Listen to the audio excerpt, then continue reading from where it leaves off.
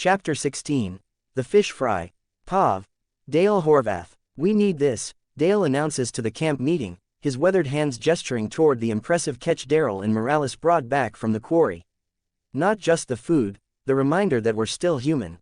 Scott watches from across the circle as Dale makes his case for what he's calling a family dinner. The old man's enthusiasm is infectious, and soon people are volunteering for various tasks with something approaching excitement. A fish fry. In canon, this was just before Amy got bitten.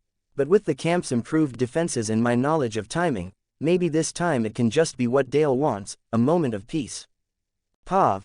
Carol Pelletier. Carol finds herself genuinely smiling as she organizes the cooking station. For the first time since Ed's death, she's looking forward to something instead of just surviving from moment to moment. I'll help, Scott offers, approaching with obvious good intentions. Carol nods, grateful for the assistance. Cooking for 20 people requires multiple hands, and Scott's been nothing but kind to her since arriving at camp. That kindness lasts exactly 7 minutes. Pav. Amy. Amy doubles over laughing as Scott somehow manages to burn 3 fish fillets simultaneously while oversalting a 4th and setting a pot holder on fire. How is that even possible? Amy gasps between giggles. You can save lives but can't cook fish. Scott stares at the smoking disaster with genuine bewilderment. I'm not sure what went wrong. Carol rescues the pot holder before it can spread, her own laughter surprising her with its genuineness. Maybe you should stick to medicine, she suggests gently, shooing him away from the cooking area. Pav. Glenn Rhee. Glenn grins as he watches Scott's culinary catastrophe unfold. That's it, he declares loudly enough for the whole camp to hear. Scott's officially banned from food preparation. Man's got a higher kill count with cooking than with walkers. The joke spreads quickly, and soon even the kids are giggling about Scott's culinary kill count. It's harmless teasing, but Glenn notices how Scott plays into it, exaggerating his helplessness in a way that feels almost deliberate. Smart. After yesterday's display of superhuman strength, a little strategic incompetence makes him seem more human. Pav. Scott. The laughter feels genuine and warm, exactly what Scott was hoping for. After Atlanta's revelations, he needs to seem more human, more fallible. Burning dinner accomplishes that while bringing joy to people who have little enough of it. I'll just sit here, Scott says with exaggerated defeat. Maybe tell people about first aid while the real cooks handle the food. Carl appears at his elbow, comic book in hand. Scott, look what Dad found. The boy's excitement is infectious. Scott examines the comic, X-Men, surprisingly well preserved, and soon they're deep in discussion about superheroes and whether Wolverine could survive Walker bites. Pav. Carl Grimes. Do you think there are real superheroes? Carl asks seriously as they flip through the comic. People with powers who could fix all this? Scott considers the question carefully. I think there are people who do heroic things every day. Your dad, saving people even when it's dangerous. Your mom, keeping families together. Dale, making sure we remember what's important. That's not the same, Carl protests. I mean like, real powers. Super strength, seeing the future, stuff like that. If only you knew, kid. Maybe, Scott says quietly. But even if someone had powers like that, they'd still need help from regular people. Heroes work best as part of a team. Carl nods thoughtfully, apparently satisfied with that answer. Pav. Dale Horvath. Dale observes Scott's interaction with Carl from across the camp, noting the patient way the young man engages with the boy's questions. There's something almost wistful in Scott's expression when Carl asks about people with powers, like he's speaking from experience about burden and responsibility. What kind of weight is this young man carrying? Scott catches Dale watching and approaches with careful casual steps. Thank you, Scott says quietly. For this. For insisting we remember we're human. We need reminders, Dale replies. Especially when the world tries to turn us into something else. There's understanding in the exchange that goes beyond words. Two men who've seen too much, trying to preserve something essential in themselves and others. Pav. Lori Grimes. Lori approaches Scott during a quiet moment between conversations, her expression carefully neutral but determined. I wanted to thank you, she says awkwardly. For protecting Carl during the attack. For bringing Rick back safely from Atlanta. Scott nods, sensing the guilt beneath her words. Just doing what anyone would do. No, Lori insists, not everyone would. You risked yourself for my family, and I'm grateful. The admission costs her something. Scott can see the weight of whatever choices she's made during Rick's absence, the guilt that sits heavy on her shoulders. Your family's worth protecting, Scott says simply. Rick's a good man, Carl's a good kid, and you're stronger than you give yourself credit for. Lori's eyes shine with unshed tears. Thank you, she whispers, and hurries away before emotion can overwhelm her. Pav. Shane Walsh. Shane watches the interactions from his position on the camp's periphery, noting how easily Scott moves between conversations, how people gravitate toward him like he's some kind of magnetic center. 3 months I kept these people alive. 3 months of hard decisions and sacrifice.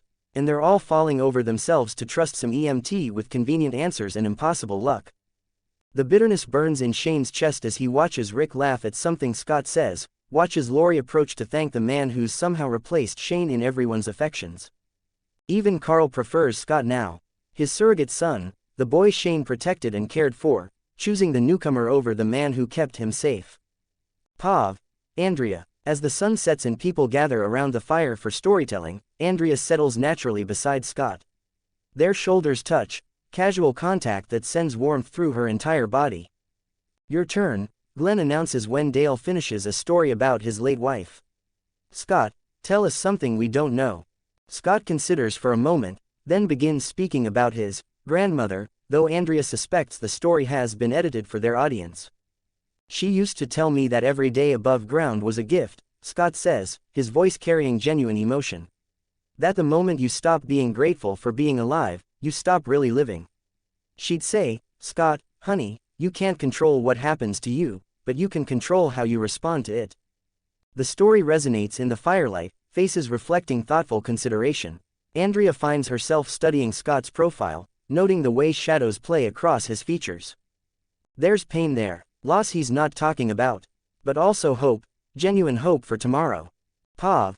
Scott. As the stories wind down and people begin drifting toward their tents, Andrea lingers beside the dying fire. The moment feels suspended, charged with possibility and fear in equal measure. Walk with me, Andrea asks quietly. They move toward the quarry's edge in comfortable silence, moonlight painting the water silver. When they reach the shore, Andrea stops and turns to face him.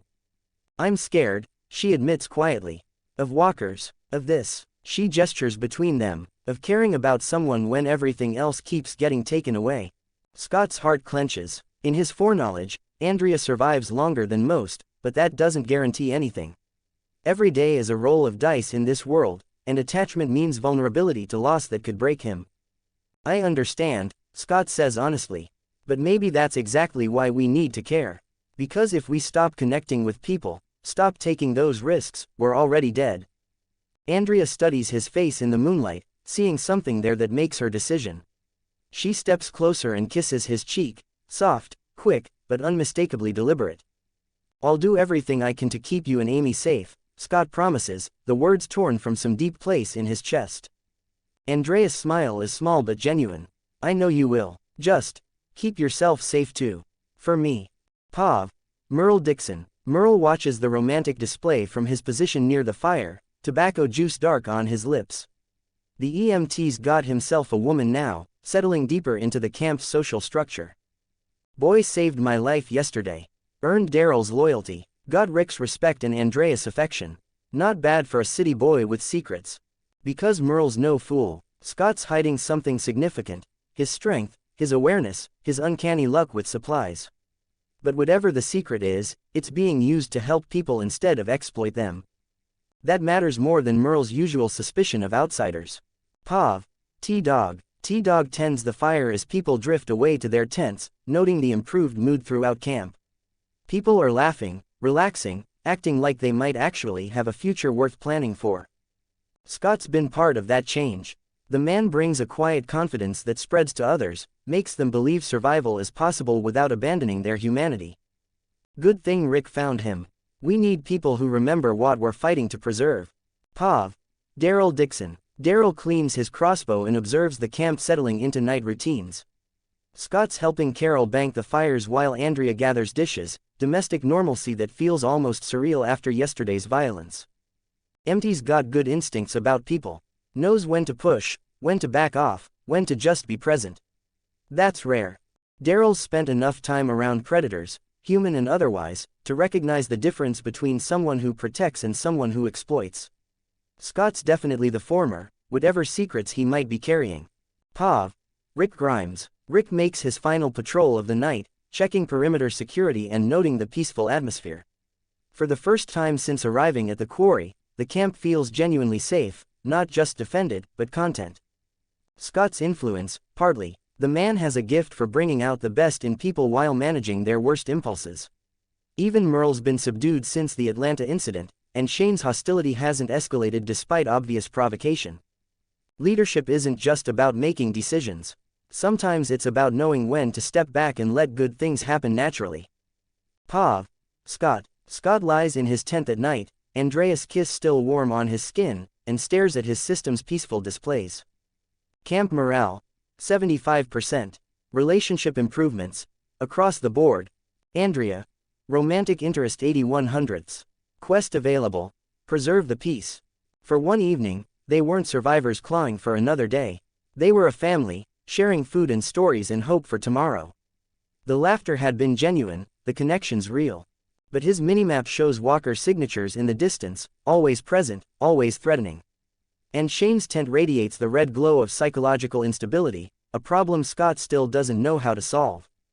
We had peace tonight, real peace, but how long can it last in a world that wants to tear us apart? Tomorrow will bring new challenges, new threats to navigate. But tonight, for a few stolen hours, they remembered what they were fighting to preserve. Scott falls asleep to the sound of Andrea's quiet breathing from the next tent and the gentle lapping of quarry water against the shore. In the darkness, a walker moans somewhere in the forest, but the camp's defenses hold strong. For now, they're safe. For now, they have each other. And sometimes, Scott reflects as sleep claims him, that's enough. Chapter 17. The Supply Run Dilemma. Chapter 17. The Supply Run Dilemma. Pav. Glenn Rhee. Glenn spreads the hand-drawn map across the RV's table, marking locations with careful precision. The pharmacy sits 3 miles northeast, close enough for a day run, far enough to avoid most walker patrols they've encountered. Medical supplies are critical, Glenn explains to the gathered group. Antibiotics, painkillers, insulin. We're down to basics after treating everyone from the last attack. Scott nods from beside him. The pharmacy's in a strip mall, isolated from main roads. Should be relatively clear.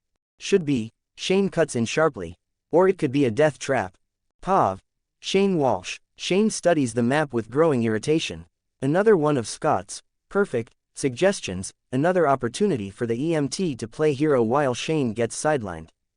There's a National Guard depot 15 miles south, Shane argues. Real supplies, weapons, vehicles, military-grade equipment. That's what we need. Glenn scouted that area last week, Rick interjects. Said it was overrun. Shane's jaw clenches. So we're gonna trust the word of our most experienced scavenger. Scott asks mildly. Yeah, I think we should. The casual dismissal hits Shane like a slap. 3 months he's kept these people alive, made the hard calls, sacrificed for their safety. And this EMT with his convenient luck thinks he can just waltz in and take over. Pav. Rick Grimes. Rick watches the tension escalate between Shane and Scott, noting the barely controlled anger in his partner's voice. The pharmacy run makes tactical sense, lower risk, specific objectives, manageable distance. But Shane's opposition runs deeper than strategic disagreement. It's personal now, competitive in a way that threatens group cohesion. The depot's too dangerous, Rick decides. 20 walkers minimum, based on Glenn's report. The pharmacy's achievable. Shane's face darkens. You're making decisions based on fear. I'm making decisions based on intelligence, Rick counters. There's a difference. Pav. Daryl Dixon. Daryl spits into the dirt and cuts through the political bullshit with characteristic directness. I'll go with Scott and Glenn. Pharmacy makes sense. Y'all can argue leadership another time. The statement draws sharp looks from both Rick and Shane, but Daryl doesn't care. He's seen Scott in action, trusts the man's instincts. More importantly, he's seen Shane's increasing instability and doesn't want the volatile cop anywhere near a delicate operation. Good, Scott says simply. T-Dog, you want to make it 4. T-Dog nods agreement, and the matter settles with military efficiency. Shane's expression promises future confrontation, but for now, the mission's set. Pav. Andrea. Andrea catches Scott's arm as the meeting disperses, concern tight in her chest. Shane's looking for a fight. I know. Be careful out there, not just with walkers. Scott's smile is grim. Shane won't try anything with Daryl watching. And T-Dog's solid backup. Andrea wants to argue, to insist Scott stay safe at camp instead of walking into danger. But she's learning that keeping Scott safe means trusting his judgment, even when it terrifies her. Bring back something good, she says instead, rising on her toes to kiss his cheek. Always do. Pav. Scott. 2 hours later, the four-man team moves through suburban decay with practiced silence.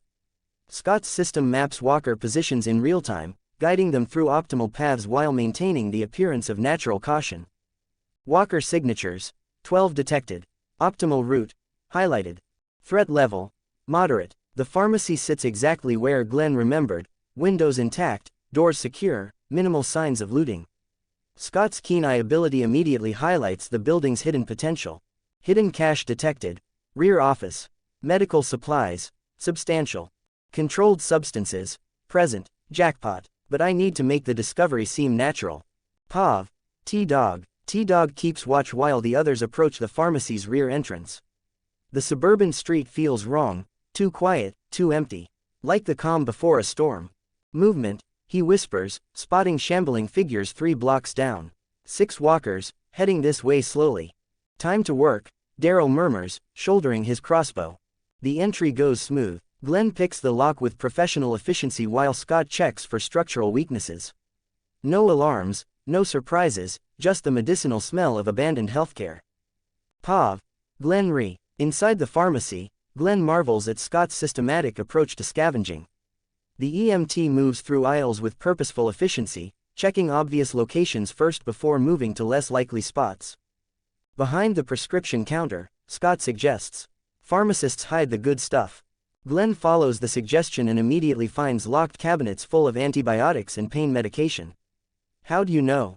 EMT training. We work with pharmacists all the time, learn their security protocols. The explanation makes sense, but Glenn files away another example of Scott's uncanny knowledge. The man's luck follows patterns that feel less random each time. Pav. Daryl Dixon. Daryl drops 2 walkers with silent crossbow bolts as they shamble through the front entrance, drawn by some sound or scent. The kills are clean, professional, bolt through the eye, instant death. We got company, he calls softly. More coming. Through the windows, he can see additional walkers converging on their position. Not a horde, but enough to complicate extraction. Found it, Scott announces from the back office. Hidden safe behind a fake wall panel. Pav. Scott. Scott uses his enhanced strength to pry open the safe, careful to make it look like leverage and determination rather than superhuman force. Inside, opioids, insulin, antibiotics, and a surprising cache of military stimulants. Jackpot, T-Dog breathes. This is pharmaceutical gold. Doc probably stashed the good stuff when things went bad, Daryl observes. Smart thinking. Scott loads the supplies into his pack, noting Glenn's thoughtful stare. His friend's putting pieces together, seeing patterns in Scott's intuitive discoveries. Pav. Glenn re. The extraction becomes a running fight through suburban streets, walkers emerging from houses and alleys like a coordinated ambush. But Scott seems to anticipate each threat, calling out warnings seconds before dangers appear. Left side, behind the car. Doorway, 2 of them. Rooftop walker about to fall. Each warning proves accurate, each tactical suggestion optimal. Glenn's seen good scavengers work, but this level of awareness borders on supernatural. How does he know? It's like he can see through walls. Pav. T-Dog. T-Dog fights with crowbar efficiency, dropping walkers while following Scott's tactical guidance.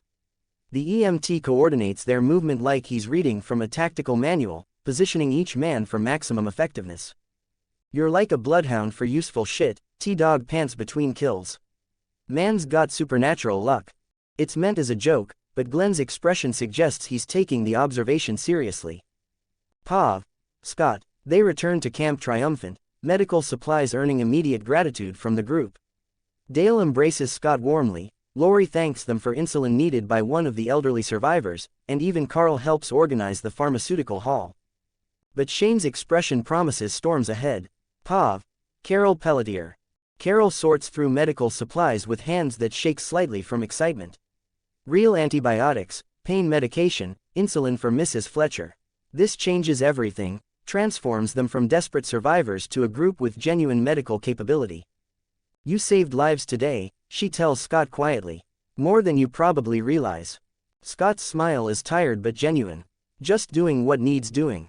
But Carol notices Shane watching from across camp, his face dark with something that looks dangerously like hatred. Pav. Shane Walsh. That night, Shane corners Rick away from the main fire, anger burning in his chest like acid. Scott's too smart, too lucky. Something's not right about him. He brought back supplies that'll keep us alive, Rick argues. Medical supplies we desperately needed. How'd he know exactly where to look? How's he always in the right place at the right time? It's not natural. Rick's expression grows warning sharp. You're talking paranoid nonsense. Am I? Shane demands. Think about it, Rick. Everything goes perfect when Scott's involved. Every plan works, every guess pays off. Either he's the luckiest man alive, or there's something else going on. Pav. Rick Grimes. Rick studies his partner's face in the firelight, seeing the cracks in Shane's psyche spreading wider with each passing day. The pharmacy mission's success should be celebrated, but Shane can only see it as another threat to his authority. Scott's a good man, Rick says firmly. He's saved lives, improved our security, earned everyone's respect through actions. You need to let this go. Shane's laugh is bitter. Everyone's respect except mine, you mean? Shane, forget it. Shane turns away, dismissing the conversation with angry finality. Just remember what I said when this all comes crashing down. Pav. Andrea. Andrea finds Scott sitting alone on the RV's steps, staring into the darkness beyond their perimeter. She settles beside him, noting the tension in his shoulders. Shane's spiraling, she observes quietly. Rick sees it too. Just be careful. Scott nods, his expression troubled. I don't want to be his enemy. But I won't apologize for helping people. You shouldn't have to. Andrea takes his hand, squeezing gently. Shane's fighting battles that exist only in his head. That's not your fault. Pav. Dale Horvath. Dale observes the camp's dynamics from his watch position, noting the fracture spreading through their small community. Shane's isolation, Scott's growing influence, Rick's attempts to mediate between competing loyalties. Some conflicts can't be prevented, only managed. The question is whether we can hold together long enough to find stability.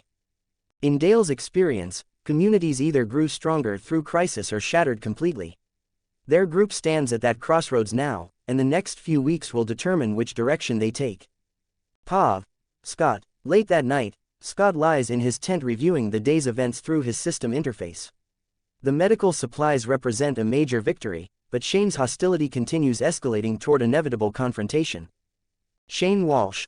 Psychological instability, stage 4/5. Warning. Breakdown imminent. Recommended action. Maintain distance, prepare defenses.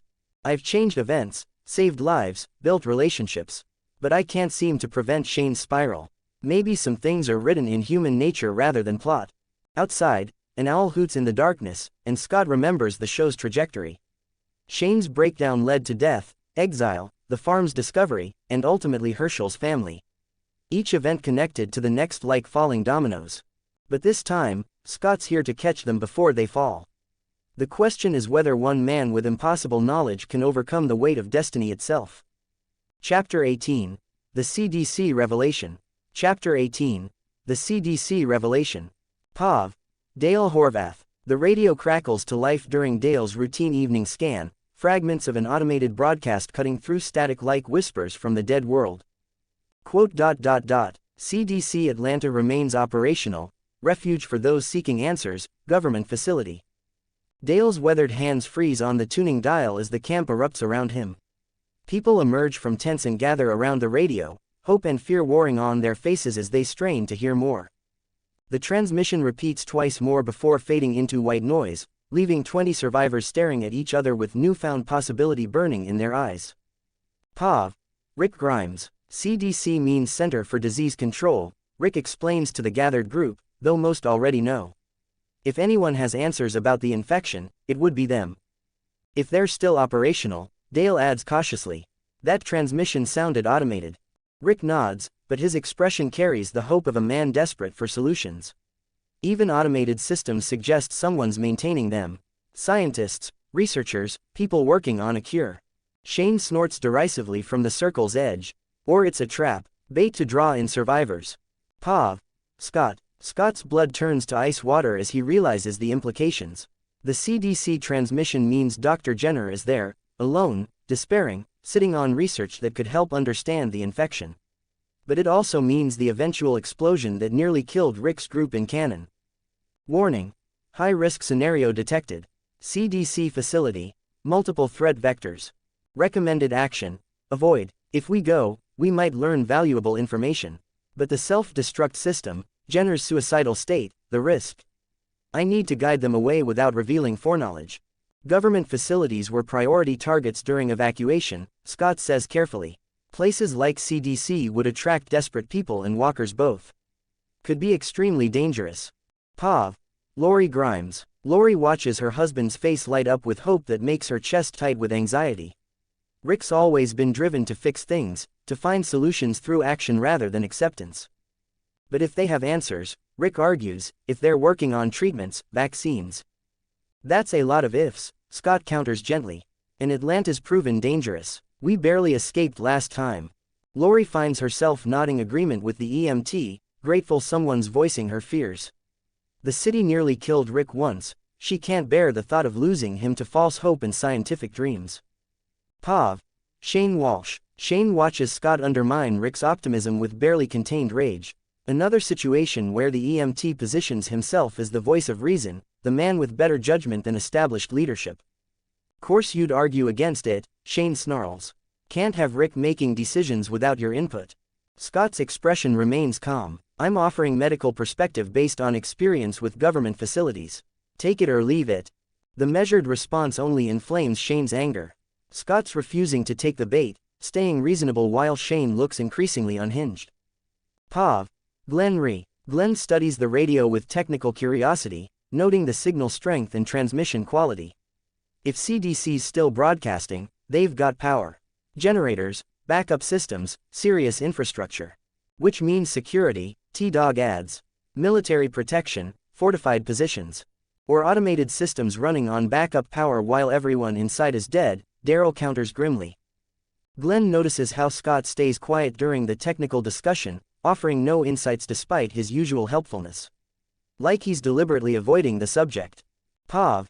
Andrea. Andrea watches Scott's careful neutrality with growing suspicion. He's usually the first to offer tactical analysis, but tonight he seems almost reluctant to engage. What do you really think? She asks him directly. Medical opinion. Scott considers his words carefully. CDC would be a target. Infected people seeking cures, healthy people seeking safety, military trying to contain outbreaks. It's probably not the sanctuary we're hoping for. The honesty in his voice convinces Andrea he's not just being contrary. Scott genuinely believes CDC is dangerous, and his instincts have kept them alive so far. Pav. Dale Horvath. After the formal meeting ends with no consensus, Dale approaches Scott by the dying fire. The young man stares into the flames with an expression Dale recognizes, the weight of knowledge he can't share. You know something about the CDC, Dale says quietly. I can see it in your eyes. You're not hopeful like Rick, you're worried. Scott's head snaps up, surprise and fear flashing across his features before being carefully controlled. I just think government facilities attract trouble. Son, Dale says gently, I'm 70 years old. I've learned to read people, and you're carrying weight that goes beyond tactical concerns. You don't have to tell me how you know things, but I trust your instincts. Should we go? Pav. Scott. The moment of truth. Dale's offering him trust without demanding explanations, faith that transcends logic or proof. Scott makes a calculated decision to reveal partial truth. I think places like CDC attract desperate people and walkers both, Scott says carefully. It's probably dangerous in ways we can't predict. But I can't explain why I believe that so strongly. Dale nods slowly, accepting the non-answer with grandfatherly patience. Your instincts have kept us alive, Scott. I'll speak for caution. The simple trust nearly breaks Scott's composure. Dale's willing to follow his judgment based on faith alone, asking no questions about impossible knowledge or system interfaces. Pav. Carol Pelletier. Carol observes the conversation between Scott and Dale from her washing station, noting the obvious care between the two men. Dale's become something of a father figure to Scott, while Scott provides the tactical competence Dale respects but can't match. Men protecting each other through different strengths. What Ed never understood, real strength supports others instead of diminishing them. She thinks of Sophia playing nearby, safe because men like Scott and Dale choose protection over dominance. The difference matters more than she used to realize. Pav. Rick Grimes. The next morning brings another group meeting where compromise slowly emerges from competing viewpoints. Fort Benning lies closer than CDC, offers military resources without the urban dangers of Atlanta. We head toward Fort Benning, Rick decides. Monitor radio signals along the way. If CDC seems viable, we reconsider. It's not the decisive action Rick prefers, but leadership sometimes requires balancing multiple perspectives. Scott's obvious relief suggests the EMT approves of the compromise. Pav. Shane Walsh. Shane explodes at the decision with 3 months of accumulated frustration. Chasing fairy tales. Wasting time on maybe and what if while winter's coming and we need real solutions. Shane. Rick begins. No, I'm tired of this shit. Shane's voice carries across the entire camp. Every decision runs through him now. He points accusingly at Scott. His paranoid bullshit guides every choice we make. Rick's expression goes dangerously quiet. That's enough. Is it? Because I'm starting to think. Rick grabs Shane's arm and drags him away from the group for a heated private conversation that everyone pretends not to hear. Sharp whispers, angry gestures, the sound of friendship fracturing under impossible pressure.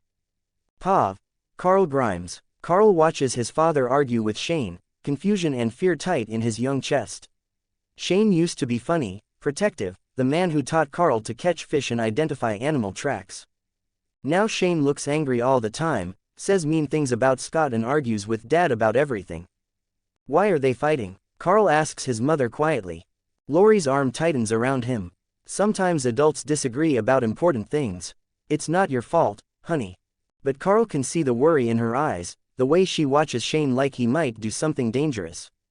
Pav. Shane Walsh. When the argument ends, Shane announces he'll scout ahead alone tomorrow, clearly needing space from group dynamics that no longer include him in meaningful ways. Fine, let them follow Scott's paranoid hunches while the real threats gather around us. When this all goes wrong, maybe they'll remember who kept them alive before the EMT showed up with convenient answers. The bitterness tastes like poison, but Shane can't let it go. He stalks away from camp before he says something truly unforgivable. Pav.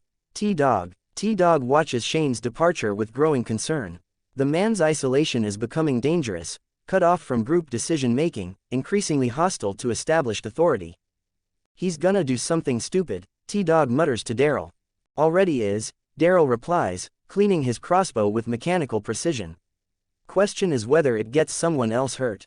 Pav. Scott. That night, Andrea finds Scott staring at the silent radio, his expression troubled despite the day's victory in avoiding CDC. You don't want us to go there, she observes. To CDC. I don't trust government facilities stayed safe, Scott admits. Too many variables, too much risk. Andrea studies his face in the firelight, seeing something that makes her step closer. You're protecting us from something you can't explain. I don't understand how you know things, but I believe you do. The simple faith in her voice nearly undoes Scott's careful control. She doesn't understand his impossible knowledge, but she trusts it anyway.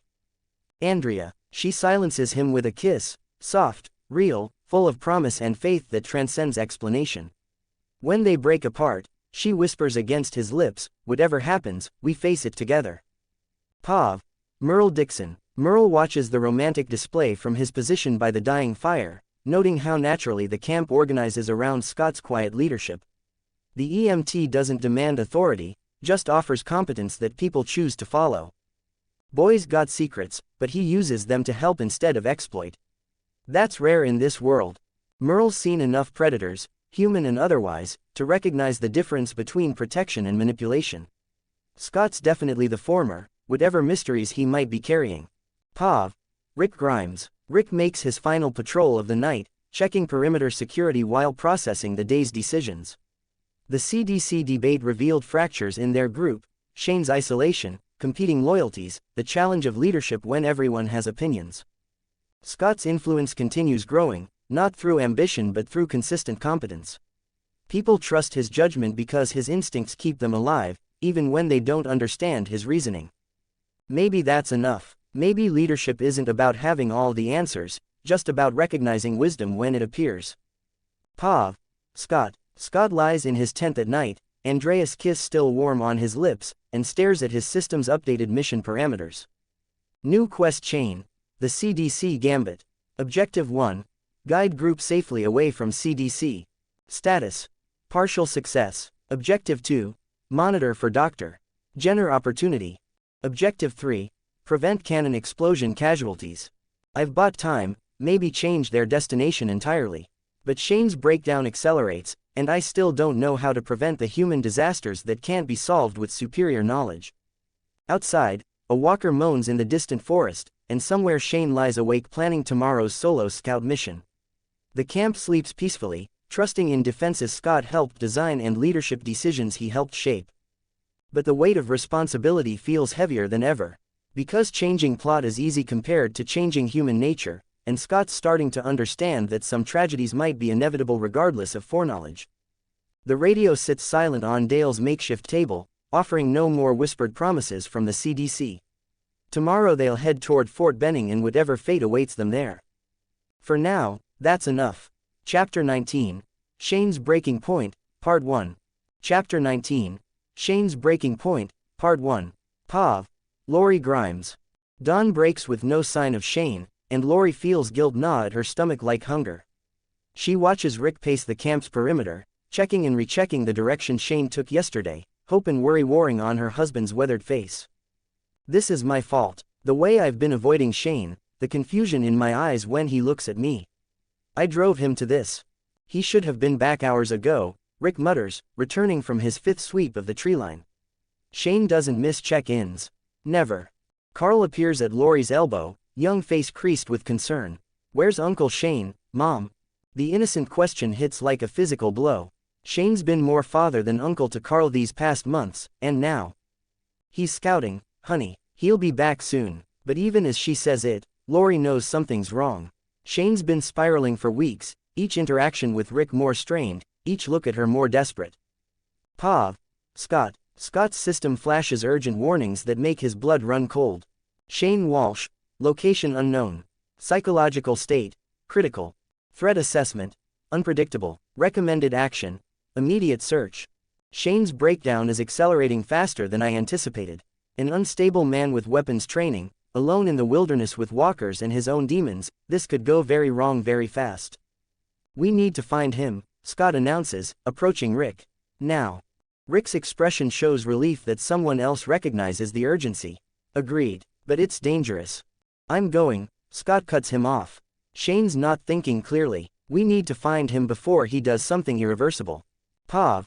Rick Grimes. Rick studies Scott's determined expression, noting the genuine concern beneath tactical assessment. Despite everything, Shane's hostility, his threats, his attempts to undermine Scott's position, the EMT still wants to help. That says something about character. Shane would leave Scott to die without hesitation, but Scott's volunteering to risk his life for the man who hates him. I'm coming with you, Rick decides. Shane's my partner, my responsibility. Mine too, Daryl announces from behind them, shouldering his crossbow. That asshole owes me a beer. Ain't collecting if he gets himself killed. The attempt at humor falls flat, but the loyalty underneath rings true. Daryl's seen Shane's deterioration, recognizes the danger of an armed man with nothing left to lose. Pav. Glenn Rhee. Glenn watches the search party organize with growing anxiety. 3 of their most capable people walking into unknown danger, following the trail of someone who might be more threat than victim by now. I should come too, Glenn offers. Extra eyes, extra gun. No, Rick says firmly. Someone needs to stay here, coordinate camp defenses if we don't make it back. Glenn nods understanding, but his stomach churns with worry. Shane's been increasingly erratic, and now he's alone with weapons and training and a head full of rage. What if he's not lost? What if he's planning something? Pav.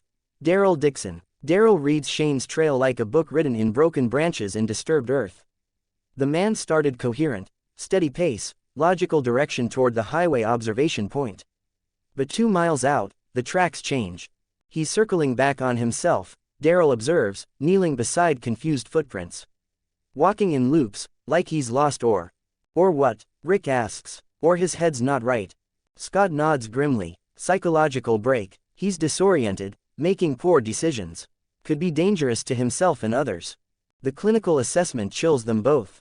Shane's not just missing, he's mentally compromised and armed. Pav, Scott, they follow Shane's increasingly erratic trail through dense woodland, past abandoned campsites and rusted car hulks left from the initial evacuation. Scott's system maps their progress while highlighting areas of concern. Walker signatures, 8 detected nearby. Blood traces, human.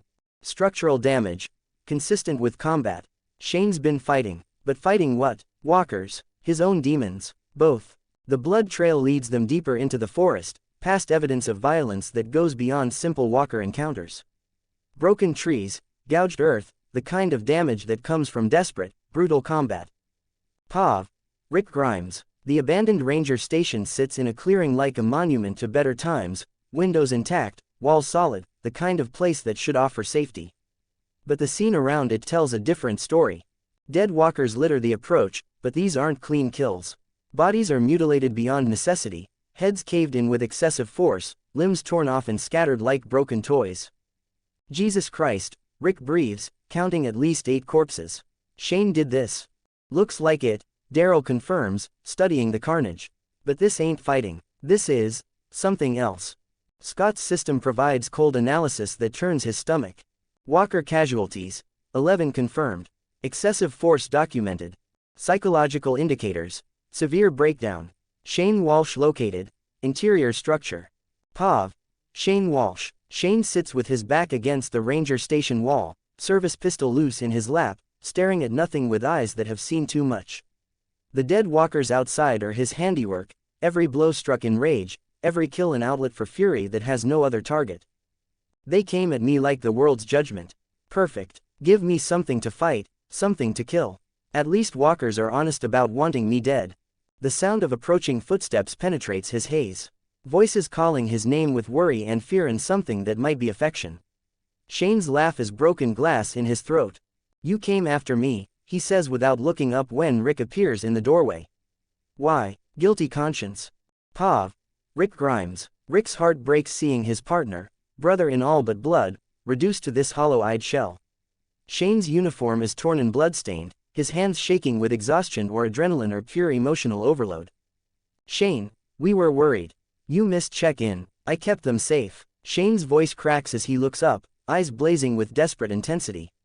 3 months, Rick. 3 months I protected Lori and Carl while you were playing dead in that hospital bed.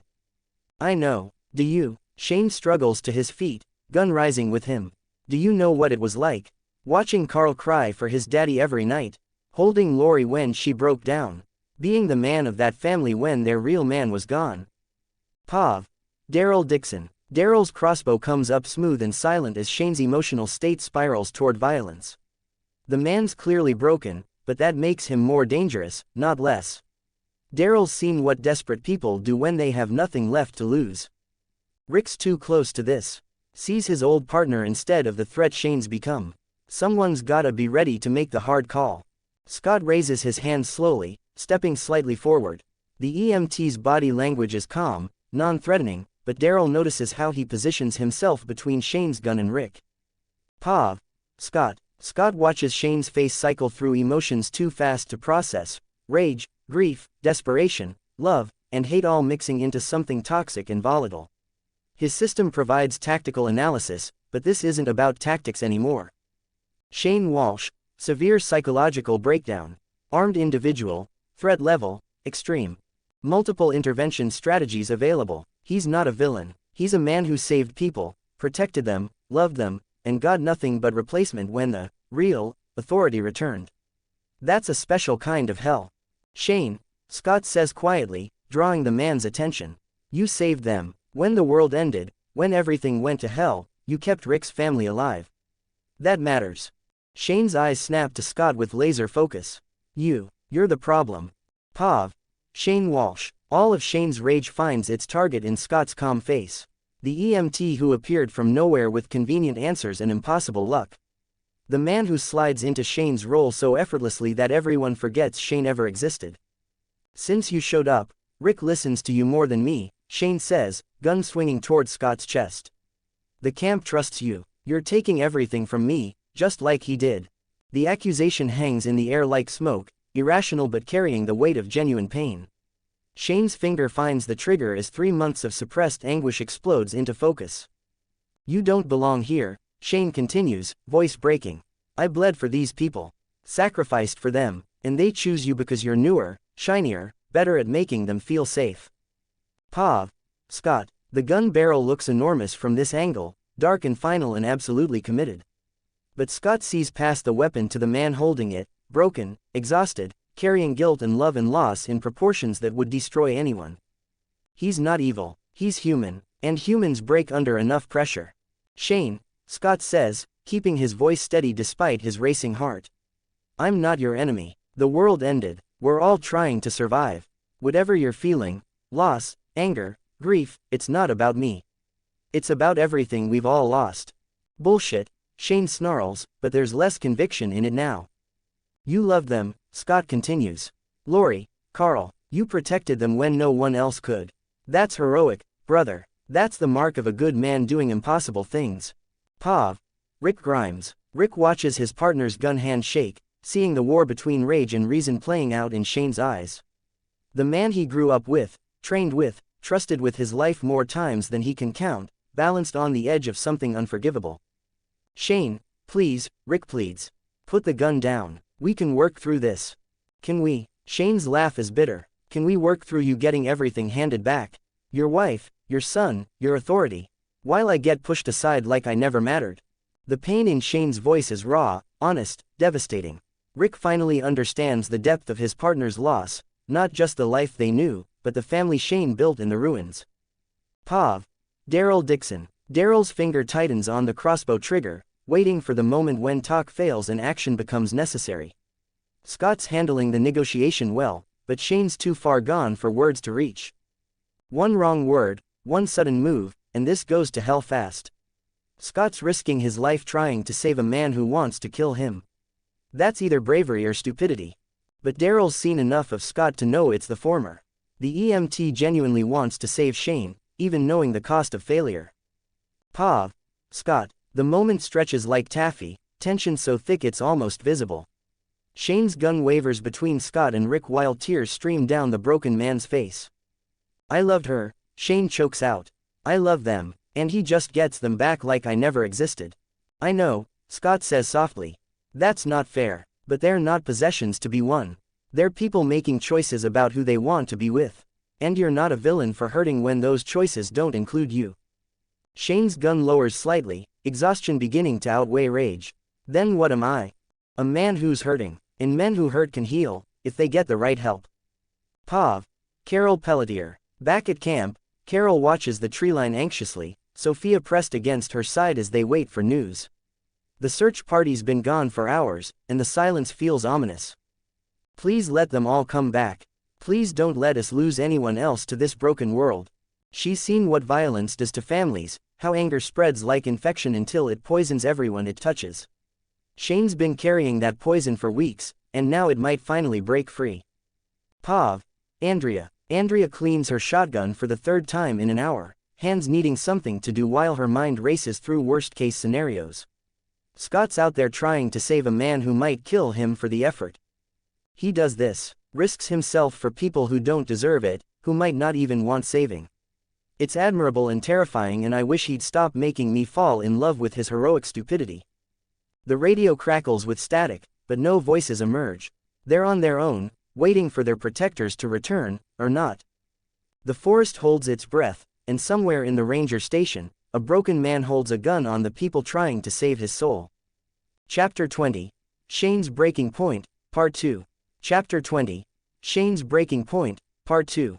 Pav. Scott. The gun trembles in Shane's hands as Scott steps closer, ignoring every instinct screaming at him to flee. His EMT training takes over, crisis intervention, de-escalation, treating the person instead of the symptoms. Shane, look at me, Scott says quietly. Really look, I'm not here to take anything from you. I'm here because a good man is in pain, and good men deserve help. Shane's eyes focus with effort, seeing past rage towards something more complex. I'm not a good man anymore. You saved Lori and Carl when Rick couldn't. You kept 20 people alive when the world ended. You made sacrifices that would break most people. Scott's voice carries absolute conviction. That's the definition of a good man. Pav. Shane Walsh. The words hit Shane like physical blows, cutting through months of accumulated resentment and self-doubt. Someone sees what he sacrificed. Someone understands the weight he carried. But it doesn't change anything. I still lost them, still got replaced like a broken tool. You don't understand, Shane says, gun lowering slightly. I held her when she cried. I taught his boy to fish, to track, to survive. I was their father, their protector, their everything. And when Rick walks back from the dead, I become nobody again. Tears stream down Shane's face as 3 months of suppressed grief finally break free. I love them, and he just gets them back like I never existed. Pav. Rick Grimes. Rick's throat closes as he finally comprehends the depth of Shane's sacrifice and loss. His partner didn't just protect Rick's family, he became their family.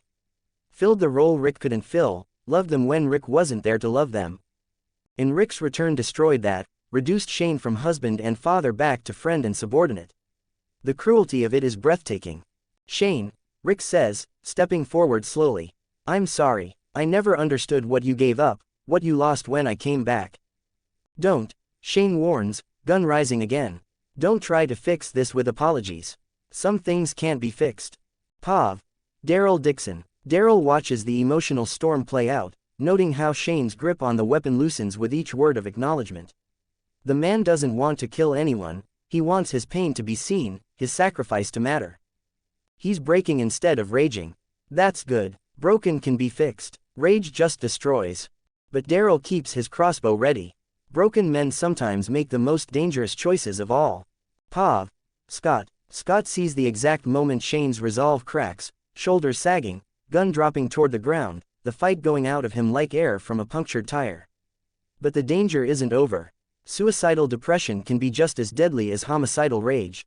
Shane, you can't stay at the camp, Scott says gently. Not now, but you don't have to die. Rick starts to protest, but Scott continues. You need space from triggers, from Lori and Rick, to heal. Take supplies, leave for a while. If you get right in your head, maybe you can come back. But right now, you're dangerous to yourself and others. It's exile disguised as mercy, and Shane's eyes show he understands the distinction. Pav. Shane Walsh. Exile. The word tastes like ashes, but also like relief. No more watching Rick and Lori rebuild their marriage. No more pretending Carl doesn't prefer his real father. No more being a ghost haunting his own life. You're giving me an out, Shane realizes. When most people would just put me down. Because most people haven't been where you are, Scott replies. Haven't loved someone they couldn't have, protected something they couldn't keep. You're not the first good man to break under impossible weight. Shane's gun finally drops completely, clattering against the ranger station floor. He slumps against the wall, looking older than his years. I can't promise I won't come back angry, Shane warns. Can't promise I won't be a problem later. I know, Scott says simply. But exile gives you a chance. Death doesn't. Pav. Rick Grimes. The walk back to camp passes in heavy silence, Shane trailing behind like a condemned man approaching execution. Rick's mind races through alternatives, ways to keep his partner close while managing the danger he represents. But Scott's right, Shane's too unstable to stay, too broken to make rational decisions. Exile might save his life, and everyone else's. This is wrong, Rick says quietly to Scott. Abandoning him. It's not abandonment, it's giving him space to choose who he becomes next. Pav. Glenn Rhee. Glenn watches the returning search party from the camp's edge, noting immediately that something fundamental has changed. Shane walks apart from the others, separated by more than just distance. We're losing someone. The question is whether we're losing Shane or just dealing with the Shane we've already lost. The camp gathers as Rick explains the situation. Shane needs time alone, space to work through trauma, a chance to heal away from painful reminders. The adults understand the subtext. Exile or execution were the only real options. Pav. Carl Grimes. Carl doesn't understand why Uncle Shane is leaving. The adults use big words like trauma and space, but all Carl hears is abandonment. Did I do something wrong? Carl asks his mother, young voice small with confusion. Lori pulls him close, her own guilt making the embrace desperate. No, honey, Shane's just hurt inside. Sometimes people need to go away to get better. Carl nods like he understands, but his eyes search for Shane's familiar figure with the confusion of a child losing a parent. Pav. Shane Walsh. Shane packs his gear in mechanical silence while the camp pretends not to watch. 3 months of shared survival reduced to a backpack and a weapon, relationships that felt permanent revealed as temporary attachments. Lori approaches as he finishes, her eyes red with unshed tears. Shane, don't. Shane cuts her off without looking up. Just, don't. Makes it harder. She nods understanding, stepping back while Scott appears with additional supplies, food, medical kit, ammunition. You don't owe me anything, Shane says, accepting the gear anyway. Yeah, I do. You taught me something today about carrying weight that doesn't belong to you. That's worth remembering. Pav. Daryl Dixon. Daryl watches Shane's departure preparations with complicated emotions. The man's been a problem, dangerous and unstable, but also a protector who kept people alive when others couldn't. World breaks everyone eventually. Some people just break in ways that hurt others. Shane pauses before leaving, looking back at the camp that was his whole world for 3 months. His eyes find Scott one last time. You saved my life by giving me an out, Shane says quietly. I won't forget that, but stay away from me if we meet again. I can't promise what I'd do. Pav. Scott. The warning sends chills down Scott's spine, but he nods acceptance. Shane's exile prevents immediate violence but creates a potential future threat, a loose cannon with knowledge of their location and capabilities. I changed the story, prevented canonical death. But I might have created something worse, Shane alive, bitter, and unpredictable somewhere out there. Shane disappears into the tree line without looking back, becoming just another ghost haunting the Georgia wilderness. The camp watches him go in silence, understanding they've witnessed the end of something that might have been friendship under different circumstances. Pav. Andrea. That night, Andrea holds Scott close as they process the day's events. She watched the entire confrontation from camp, saw him risk his life to save a man who wanted to kill him. You gave him a chance when others would have killed him, she whispers against his chest. That's who you are. Scott's not sure if he made the right choice. Shane's alive but dangerous, a threat that might return when they least expect it. But the alternative was death, and Scott's not ready to cross that line for anyone who isn't actively trying to murder innocent people. Sometimes mercy costs more than justice, Scott says quietly. But it's still mercy. That matters. Pav. Dale Horvath. Dale keeps watch from the RV's roof, noting the subdued atmosphere that's settled over camp like a burial shroud. Shane's empty tent stands as a monument to the cost of survival, the price of holding onto humanity when the world demands monsters. We lost someone today, but we didn't lose ourselves. That distinction matters more than people realize. Scott appears below, making his own patrol rounds, and Dale sees the weight the young man carries. Every decision has consequences, every choice creates ripples that might become waves. Pav. Rick Grimes. Rick finds Scott on the final security check, both men walking the perimeter in comfortable silence. The crisis has bonded them in ways that words can't capture: shared danger, mutual respect, the understanding that leadership sometimes requires impossible choices. You saved my brother's life today, Rick says finally. Even after he threatened yours. I won't forget that. He's not gone, Scott replies. Just somewhere else. Maybe that's enough. Rick grips Scott's shoulder, a gesture of respect and gratitude and shared burden. In losing Shane, Rick's gained something else, a partner who understands that mercy and pragmatism aren't always opposites. Pav. Scott. Scott lies in his tent at night, staring at updated mission parameters that mean nothing in the face of human complexity. Quest completed. Shane's breaking point. Outcome. Shane exiled, major canon divergence. Warning. Future encounter probability 67%. Shane Walsh status. Unknown threat level. I chose mercy over certainty, hope over safety. Shane's alive somewhere out there, carrying weapons and knowledge and pain that might make him dangerous. But tonight, no one died who didn't have to. The camp settles into uneasy sleep, one person fewer than yesterday but somehow more whole. Shane's absence hurts, but it also removes a source of constant tension that was tearing them apart from within. Outside, A walker moans in the distance, and somewhere Shane makes camp alone under stars that offer no judgment. The story continues, changed by choices that prioritize redemption over elimination, but Scott can only hope that Mercy doesn't come back wearing vengeance. For now, it's enough that everyone breathes, that families stay together, that morning will bring new chances for all of them, even the exiled, to choose who they become next. Chapter 21, The Road to Fort Benning, Part 1. Chapter 21, The Road to Fort Benning, Part 1. Pav. Dale Horvath. The RV's engine coughs like an old man with emphysema as Dale nurses it down the highway, willing the ancient vehicle to hold together for just a few more miles. Behind him, the convoy spreads out, Glenn's cube van loaded with supplies and people, Daryl's motorcycle weaving between abandoned cars like a metal wasp. 2 days since Shane's departure, and the camp feels different, lighter somehow, as if they'd been holding their collective breath and could finally exhale. But also more fragile, like they'd lost a load-bearing wall and weren't sure if the structure would hold. 20 miles. We've made 20 miles and already I can feel her struggling. Steam begins rising from the hood, wispy at first, then billowing white against the morning sky.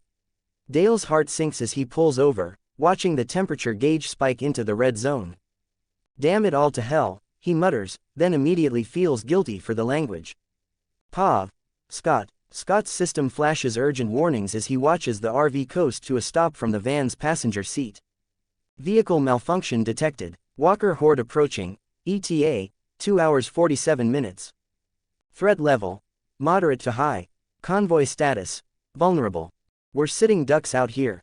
Open highway, nowhere to hide, and a horde coming our way. Dale's timing couldn't be worse. What's wrong? Andrea asks from beside him, noting his tense expression. RV's overheating, Scott says, already unbuckling his seatbelt. We need to get it fixed fast and get moving. Pav. Rick Grimes. Rick approaches the steaming RV as Dale pops the hood, revealing an engine bay that looks like it belongs in a museum. Hoses crack with age, belts hang loose, and the radiator hisses like an angry snake. How bad? Rick asks, though the expression on Dale's face already answers the question. Radiator hose, Dale diagnoses grimly. Main lines blown. Without it, she'll overheat in minutes. Glenn appears at Rick's shoulder, tools already in hand. How long to fix? If we can find the right part. Hour, maybe 2. If we can't, Dale shrugs helplessly. Pav. Glenn surveys the highway's graveyard of abandoned vehicles, automotive corpses stretching in both directions like metallic bones. Somewhere in that maze of rust and broken dreams lies the part they need. If they can find it before whatever forced Dale to stop becomes their problem too. What kind of hose? Glenn asks, dropping to examine the blown component. Size, shape, anything specific. Scott appears beside him, kneeling to study the damage with professional efficiency. 3/4 inch, molded 90-degree bend. Look for similar engine configurations, Ford, maybe Chevy from the early 2000s. Glenn blinks, impressed despite their dire circumstances. You know engines. EMT training includes basic mechanical repair. When your ambulance breaks down on a call, you fix it yourself or people die. Pav. Daryl Dixon. Daryl kills his motorcycle's engine and surveys their predicament with growing unease. Broken down on open highway, scattered across multiple vehicles, no defensive positions worth mentioning. If trouble comes calling, they're fucked. We got bigger problems than hoses, Daryl announces, pulling Rick aside. This is Walker Highway. All these cars, people tried to evacuate, got stuck, died where they sat. Dead don't forget where they died. Rick nods grimly, understanding the implications. How long before they show up? Could be hours, could be minutes. Depends on what draws them. As if summoned by his words, a low moan echoes from somewhere among the abandoned cars, answered by another from the opposite direction. Pav. Carol Pelletier. Carol clutches Sophia close as the adults organize repair efforts with military efficiency. Scott coordinates parts scavenging while Rick and Daryl establish security perimeters, everyone moving with purpose born of necessity. No Shane to make the hard calls now. But maybe we're better off without his intensity. Sophia tugs at her sleeve. Mama, why did Uncle Shane go away? Carol's heart clenches. Sometimes adults need space to think, baby. He'll be okay. I hope. Pav. Scott. Scott leads a scavenging team through the automotive graveyard, his system highlighting potential sources with golden outlines invisible to everyone else. Suitable component detected 47 meters northeast. Ford Explorer, engine bay intact. Compatibility, 89%. There. Blue Explorer with the crumpled front end. Should have exactly what we need. Try that one, Scott suggests, pointing toward the target vehicle. Explorer, similar engine configuration. T-Dog pops the hood while Glenn examines the engine bay. Bingo, Glenn breathes, locating the intact hose. Perfect match. The extraction takes precious minutes, removing clamps, working in cramped spaces, trying not to damage their prize. All while distant moans grow closer and more numerous. Pav, Andrea. Andrea maintains watch position with her shotgun while the men work, scanning the horizon for movement that doesn't belong. Amy huddles near the van with the other women and children, fear tight around her young features. We're exposed out here, vulnerable. If a horde comes through while we're scattered. A shambling figure emerges from behind an overturned truck, then another. Single walkers, not a horde, but harbingers of what's coming. Contact, Andrea calls softly, raising her weapon. 2 walkers, south side. Daryl's crossbow takes the first one through the eye before Andrea can fire. The second staggers closer until Glenn appears with a tire iron, dropping it with efficient brutality. Pav, Lori Grimes. Lori watches Carl help carry tools, trying to contribute despite being too young for real responsibility. Her son's growing up in this nightmare, learning that survival requires constant vigilance and violence is routine as breathing. Is this what childhood looks like now? Learning to kill before you learn to drive. The repair work continues with desperate efficiency. Dale and Scott work together under the hood, sharing medical and mechanical knowledge while sweat drips onto hot metal. Almost got it, Dale mutters, tightening clamps with hands that shake slightly from adrenaline. Scott, check the pressure. Pav, Scott. Scott monitors the radiator pressure while his system provides constant updates on their deteriorating situation. Walker horde, 1 hour 23 minutes out. Scattered walkers, 12 detected in immediate area. Repair progress, 76% complete. We're cutting this too close. The horde's moving faster than expected, and we've got stragglers already finding us. Pressure's holding, Scott reports. But we need to move. Now. As if summoned by his urgency, the sound reaches them, a low rumble like distant thunder, but rhythmic. Hundreds of feet shuffling in unison, the percussion section of the Apocalypse Orchestra. Pav, Rick Grimes. Rick spots the horde first, a dark line on the southern horizon that moves like spilled oil across the landscape.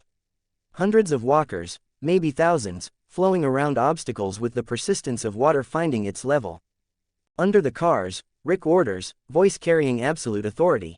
Everyone, now. Complete silence until they pass. The evacuation is chaos barely contained, people scrambling for hiding spots beneath vehicles, children's muffled sobs, the metallic taste of fear coating everyone's tongue. Pav, Scott. Scott slides under a sedan beside Andrea, their bodies pressed together in the cramped space that smells of motor oil and rust. Through the gap between tire and asphalt, he can see the approaching horde's feet, bare, torn, still moving despite massive trauma. His system tracks individual walkers with mechanical precision, counting them like inventory. Walker count, 347 and rising. Movement speed, 1.2 miles per hour average. Estimated passage time, 23 minutes. Andrea's hand finds his in the darkness, squeezing tight as the first walkers shuffle past their hiding spot. Scott forces his breathing to slow, using EMT training to control his heart rate while death walks overhead. Pav, Andrea. A walker pauses directly above Andrea's position, its torn feet visible through the car's undercarriage. She can hear it breathing, if the ragged wheeze counts as breathing, and smell the sweet rot that clings to its decomposing flesh. Don't move, don't breathe, don't think loud thoughts, just wait for it to pass. But the walker doesn't pass. It stands there, swaying slightly, as if sensing something that doesn't belong. Andrea's lungs burn with the need for oxygen, but she doesn't dare exhale. Pav, Scott. Scott sees the walker's hesitation and knows Andreas in danger. Without thinking, he activates a system ability, targeting a spot 20 feet away. Distraction. Activated. Mana. 40/50ths. Target. Empty beer can. The can rattles against asphalt with metallic precision, and the walker's head snaps toward the sound immediately. It shambles away from Andreas' position, drawn by the promise of prey. Rick's eyes find Scott's through the maze of car parts, unspoken questions flickering between them. How did Scott know to create that distraction? How did he know exactly where to target it? Pav. Daryl Dixon. Daryl counts walkers as they pass, noting their condition and gear with professional assessment. Fresh ones mixed with older corpses, some still wearing the clothes they died in. A family vacation gone wrong, an evacuation that became a slaughter, individual tragedies merged into collective nightmare. 300 plus. Biggest horde I've seen since Atlanta. Something spooked them, got them moving in formation. The question is what, and whether it's following behind them. Pav. Dale Horvath. Dale huddles beneath his beloved RV, listening to dead feet shuffle past the vehicle that's been home for months. Each footstep sounds like a countdown to discovery, exposure, death for everyone he's tried to protect. Please let the repairs hold. Please let us make it through this. I'm too old to die scared under a truck on some nameless highway. The horde passes with geological slowness, each minute stretching like hours while they wait for the all-clear signal that might never come. Pav. Carol Pelletier. Carol holds Sophia against her chest, feeling her daughter's heartbeat race like a hummingbird's wings. The little girl's face is buried against Carol's neck, small body trembling with controlled terror. Stay quiet, baby, stay still, Mama's here, Mama won't let anything hurt you. Through the car's undercarriage, Carol can see endless pairs of feet shuffling past, men's shoes, women's heels, children's sneakers. An entire community's worth of dead, walking in search of life to consume. Pav. Scott. Finally, mercifully, the last stragglers pass by and the highway falls silent except for distant moaning fading toward the horizon. Scott counts 30 seconds, then a full minute, before giving the all-clear signal. People emerge from hiding spots like prairie dogs checking for predators, faces pale with adrenaline crash and relief. Children cling to parents, adults check weapons and scan for threats, everyone processing how close they came to joining that wandering mass grave. Everyone okay? Rick asks, doing a quick head count. Nods all around, but Scott catches sight of movement at the tree line, a small figure wandering away from the group, chasing something colorful that flutters between the branches. Pav. Sophia Pelletier. The butterfly is beautiful, orange and black wings dancing between the trees like a piece of summer made manifest. Sophia follows it deeper into the woods, enchanted by its graceful flight, forgetting about walkers and hiding in all the scary things adults worry about. Pretty butterfly, don't fly away, I just want to see you up close. Behind her, the sounds of camp and convoy fade to whispers. The butterfly leads her deeper into shadow where darker things wait with infinite patience for small prey to wander within reach. Pav. Scott. Scott's danger sense explodes with warning just as he spots Sophia disappearing into the tree line. Immediate threat detected. Sophia Pelletier, in danger. Walker proximity, 15 meters. Intervention required, immediate. Shit, she's wandering right into a straggler. Scott sprints toward the woods, ignoring the surprised shouts behind him. Through the trees, he can see Sophia reaching for the butterfly while something moves in the shadows beyond, rotted hands reaching for a child who doesn't know death is coming. Pav. Carol Pelletier. Carol turns from checking their supplies to find empty space where her daughter stood moments before. Panic hits like ice water in her veins, flooding her system with maternal terror. Sophia. Carol screams, spinning in place to search for any sign of her child. Sophia. The name echoes through the woods where small footprints disappear between the trees, leading toward shadows that might hide anything. Pav. Scott. Scott crashes through the underbrush, following the sound of Sophia's delighted laughter and the rustle of approaching death. He breaks into a clearing just as the walker emerges from behind a tree, elderly male, funeral suit torn and stained, reaching for Sophia with fingers that end in broken nails. Time dilates as Scott activates every enhanced ability his system offers. Power Strike, activated. Combat Awareness, maximum. Stamina, 45/100ths. Scott's knife punches through the walker's temple with surgical precision, dropping it instantly as he scoops Sophia into his arms. The little girl giggles, still watching the butterfly that led her into danger. Butterfly, Sophia announces happily, pointing at the insect that's already disappearing deeper into the woods. I see it, sweetheart, Scott says, carrying her back toward the highway where Carol's voice grows increasingly frantic. But we need to stay with Mama, okay? The woods aren't safe. Pav. Carol Pelletier. Carol collapses in grateful tears as Scott emerges from the trees carrying Sophia safely in his arms. Her daughter, alive, unharmed, smiling like nothing happened while Carol's world reconstructs itself around the simple fact of her child's continued existence. "Oh God, oh thank you," Carol sobs, taking Sophia from Scott's arms and holding her so tight the little girl protests. "Don't ever wander off like that again, baby. Never." Scott accepts Carol's tearful gratitude with quiet grace, but his eyes are troubled as he watches the tree line. In canon, this was where Sophia got lost, starting the search that led them to Herschel's farm. "I changed it, saved her, but what does that mean for everything else? How many other butterfly effects will ripple out from this one moment?" Pav.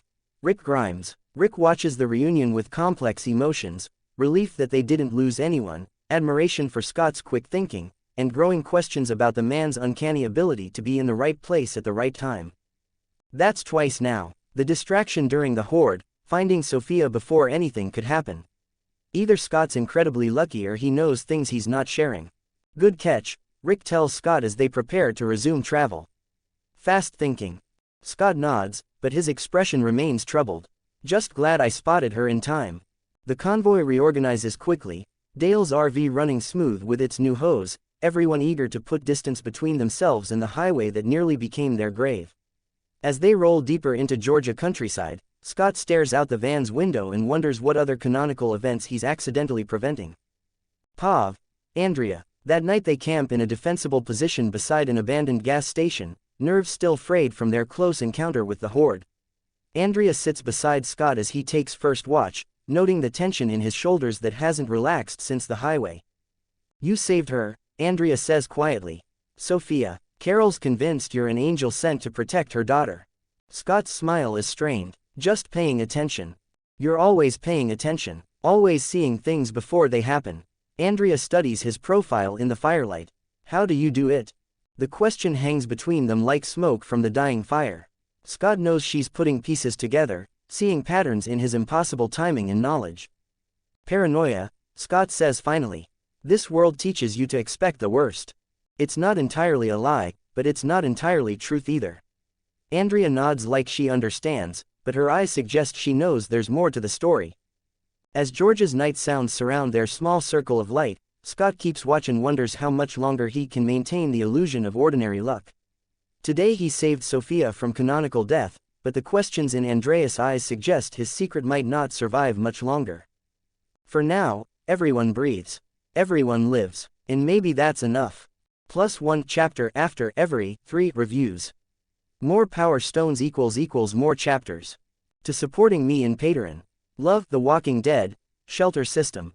Unlock more chapters and support the story. With exclusive access to 24+ chapters on my Patreon, you get more chapters if you ask for more, in few days plus new fanfic every week.